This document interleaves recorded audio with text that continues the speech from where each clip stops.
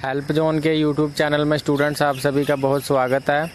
और आज की इस वीडियो में हम बात करेंगे कि इंडियन रेलवे में जो ग्रुप डी का टेस्ट होता है उसके सिलेक्शन प्रोसेस में फ़ाइनल रिज़ल्ट आने में टोटल कितना टाइम लगता है और जो अलग अलग स्टेजों पे रिज़ल्ट आता है उसमें कितना टाइम लगता है। तो बहुत से स्टूडेंट्स के मन में ये कन्फ्यूज़न रहती है और बहुत से बच्चे वेट करते रहते हैं कि कब फिजिकल का आएगा, कब रिटर्न का आएगा, फाइनल कब आएगा, और उनको पता नहीं चलता। तो इसी वीडियो में पता करेंगे, जानेंगे कि किसका रिज़ल्ट कितने समय तक आ जाता है।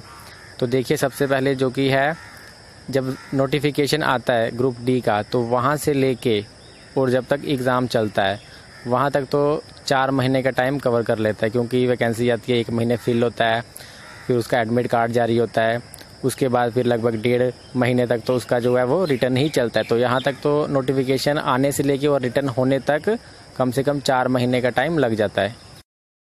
उसके बाद देखिए, जो अगला स्टेप होता है उसमें होता है कि आपने एग्ज़ाम तो दे दिया है लेकिन रिज़ल्ट नहीं आ रहा।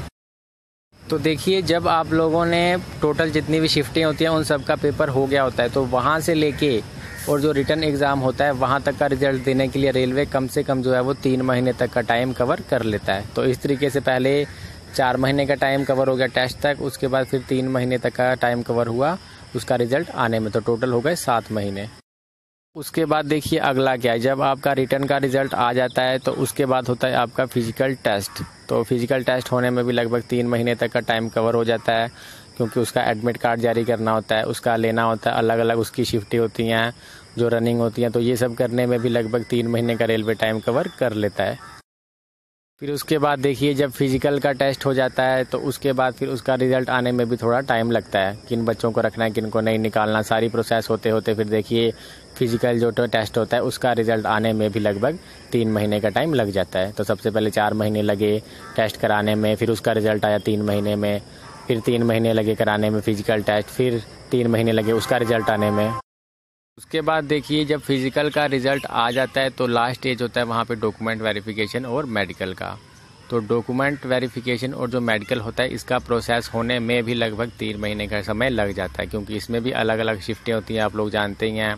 बच्चों का सब कुछ करवाते करवाते एडमिट कार्ड जारी करते हुए किन को लाना है किन को नहीं लाना, इसमें तो आप लोग जानते ही हैं कि 50% जो बच्चे होते हैं वो एक्स्ट्रा आते हैं।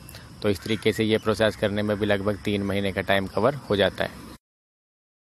उसके बाद देखिए, जब डॉक्यूमेंट वेरिफिकेशन होता है और जो मेडिकल टेस्ट होता है तो उसका रिज़ल्ट जो होता है वो भी आता है लगभग 3 महीने बाद।